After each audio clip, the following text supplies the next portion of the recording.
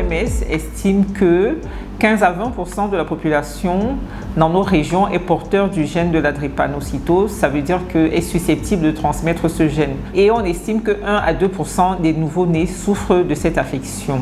Lorsque la drépanocytose n'est pas prise en charge suffisamment tôt et de façon correcte, 50% des enfants atteints de cette maladie vont mourir avant l'âge de 5 ans. Le plus gros axe, c'est le dépistage néonatal qu'on conduit.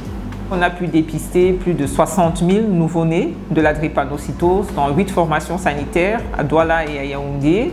On a une cohorte d'enfants qui ont été dépistés, près de 300 enfants dépistés qu'on suit, à qui on administre de façon préventive de la pénicilline et de l'acide folique.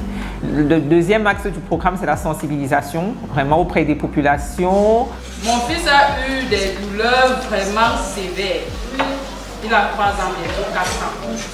Ça nous aide avec d'autres parents, on communique, on partage beaucoup de choses et ça nous fait beaucoup du bien. Et les aides qu'on reçoit, Dieu merci, ça nous aide beaucoup, ça nous encourage, nous les parents, à avancer, à nous battre pour nos enfants contre la maladie. L'objectif, c'est que c'est les jeunes qui sont les futurs parents. Et avant d'être parents, c'est important de savoir si on est transmetteur ou pas.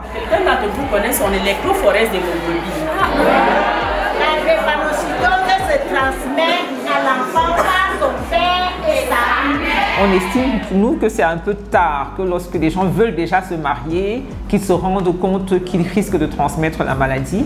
Donc c'est important à ce moment-là de sensibiliser plutôt les jeunes, les adolescents. Ce qu'on espère et ce qui nous reste encore comme enjeu, c'est d'arriver à élaborer avec le ministère de la Santé publique un programme national de prise en charge de la drépanocytose. C'est notre prochain plaidoyer, notre objectif.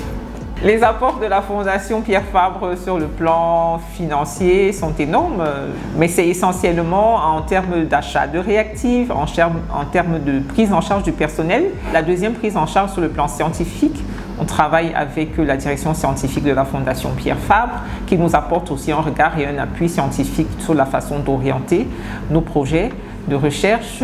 Et en termes de logistique, la Fondation Pierre Fabre forme aussi les membres de l'équipe en nous permettant d'assister à des congrès internationaux sur la drépanocytose.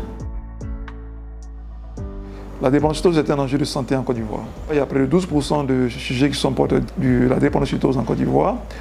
Et donc, devant cet enjeu, il y a nécessité, n'est-ce pas, d'agir. Il y a la remise, n'est-ce pas, de l'UF, qui est l'appareil de dépistage néonatal. Donc, tous les enfants nouveau-nés qui ne sont pas dépistés systématiquement parce que nous n'avions pas l'outil de dépistage néonatal. C'est maintenant qu'on vient d'avoir, n'est-ce pas, l'appareil de dépistage néonatal, notamment l'UF, qui nous a été offert gracieusement par la Fondation.